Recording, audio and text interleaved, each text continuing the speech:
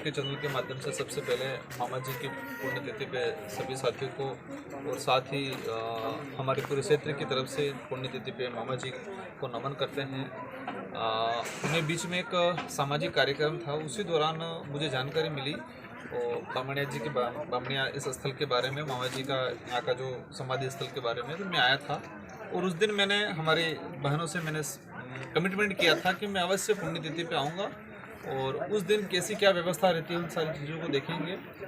आज मेरा आना हुआ और मुझे यहाँ पर आने के बाद एक खुशी भी फील हुई कि मामा जी ने इस क्षेत्र के लिए, इस समुदाय के लिए और इस देश के लिए बहुत कुछ किया। लेकिन तकलीफ भी थोड़ी हुई आज कि जिस तरह से अव्यवस्था है। मैं राजस्थान से हूँ, न मेरा संसदीय क्षेत्र पड़ता है न मेरा स्टेट पड़ता है, लेकिन मैं आज आपके चैनल के माध्यम से आश्वस्त करता हूँ कि अवश्य हम लोग कोशिश करेंगे। मेरे क्षेत्र नहीं पड़ता है, फिर भी मैं कोशिश करके अच्छी सुविधा आने वाले समय में। लेकिन मैं यहाँ की सरकारों को, यहाँ के जनप्रतिनिधियों को कहना चाह रहा हूँ कि 2 दिन के अंदर मुझे जो जानकारी मिली अभी कि 2.5 से 3 लाख श्रद्धालु आए, मामा जी को फॉलो करने वाले लोग आए, मानने वाले लोग आए, क्योंकि मामा जी ने ऐसा कर्म किया है। इस क्षेत्र के अंदर जन जागृति लाए हैं, लोगों में नशा मुक्ति का अभियान चलाया, शिक्षा को लेकर प्रेरित किया, अंधविश्वास पे ध्यान ज्यादा नहीं देने को लेकर प्रेरित किया और एक लोगों को मतलब व्यक्तित्व निर्माण करने का काम किया। इंसान पैदा होता है वो इम्पोर्टेंट नहीं है, इंसान पैदा होके एक इंसान बने वो महत्वपूर्ण है। बच्चा पैदा हो गया वो महत्वपूर्ण नहीं है, लेकिन पैदा होने के बाद एक अच्छा व्यक्तित्व निर्माण करे वो महत्वपूर्ण है। और वो व्यक्तित्व निर्माण कराने में मामा जी का बहुत बड़ा रोल रहा है इस इलाके के अंदर।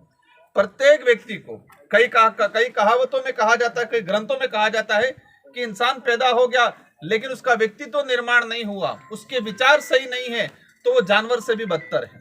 तो मामा जी ने एक अच्छे विचार दिए थे, लोगों में जागरूकता लाए थे। मामा जी एक आइडियोलॉजी के साथ काम किया था, लेकिन आज जानकारी मिली 2 से 2.5 लाख श्रद्धालु आए और ना यहाँ रहने का ना खाने का, ठीक है वो तो ठीक है, लेकिन पानी का ये सारी असुविधा। और हमारी दोनों बहनें हैं, मैं चिंता मत करो, आप मनोबल नहीं तोड़ना है। और यहाँ पर जितने जो आयोजन करने वाले जो साथी, छोटे मोटे जो सहयोग करने वाले हैं, मेरा भले क्षेत्र नहीं पड़ता है लेकिन फिर भी मैं क्षमा चाहूंगा क्योंकि हम भी एक जनप्रतिनिधि हैं।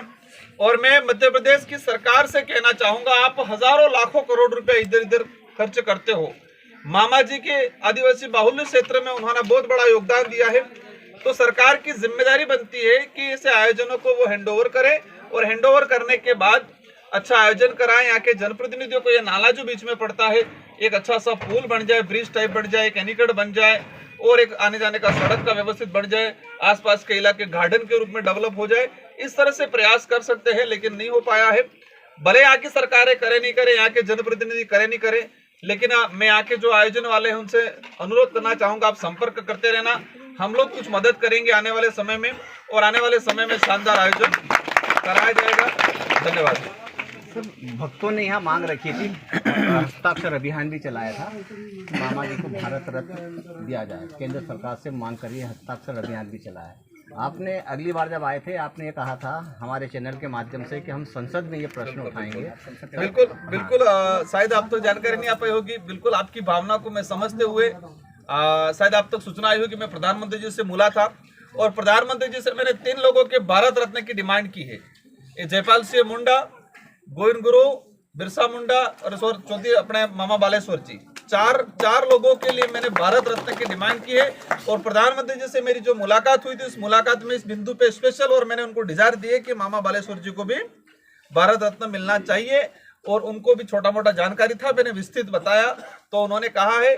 और मुझे संसद में भी जिस दिन अवसर मिलेगा उस दिन अवश्य इस चीज को पुरजोर तरीके से उठाएंगे क्योंकि ये इसके काबिल है, भारत रत्न के काबिल है, योग्यता रखते हैं, क्योंकि उन्होंने बहुत बड़ा एक परिवर्तन लाए हैं, एक युग परिवर्तन लाए हैं, स्वतंत्रता सेनानी है, एक स्वतंत्रता सेनानी भी रहे हुए हैं। तो इसलिए उनको ये हक है और इस बात को लेकर मैं अवश्य आने वाले समय में संसद में भी समय पे उठाते रहेंगे। और मैं आपकी जनता के माध्यम, आपके चैनल के माध्यम से जनता से आश्वस्त करना चाहूंगा, ये लड़ाई पुरजोर तरीके से हम लोग लड़ेंगे। लेकिन फिर दोबारा मैं आपके चैनल के माध्यम से यहाँ के जितने जो जनप्रतिनिधि है, मैं कहता हूँ राजनीति किसी भी विचारधारा से हो उसका इशू नहीं है, लेकिन आप लोग, हम लोग पैदा ही नहीं हुए उस समय से मामा जी ने एक जागृति लाए, बिना पद पे रहते हुए, बिना कोई लोभ लालच पे रहते हुए। आप जनप्रतिनिधि हो, मैं जनप्रतिनिधि, हमको तनख्वाह भी मिलती है, मामा जी को कोई तनख्वाह नहीं दे रहा था समाज सेवा करने की।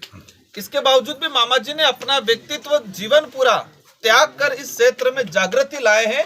तो यहाँ की सरकार की जिम्मेदारी है, स्थानीय विधायक एमपी की जिम्मेदारी है कि यहाँ पर अच्छा डेवलप कराए। अगर नहीं कराते कोई दिक्कत नहीं, हम क्रांति लाएंगे। मामा जी इतनी बड़ी क्रांति लाए थे तो हम भी क्रांति लाएंगे। हम एक एक रुपया प्रत्येक घर से इकट्ठा करके भी डेवलप कराने की हैसियत रखते हैं। धन्यवाद। जब तक सूरज चांद रहेगा मामा जी का नाम रहेगा। जब तक सूरज चांद रहेगा मामा जी का नाम रहेगा।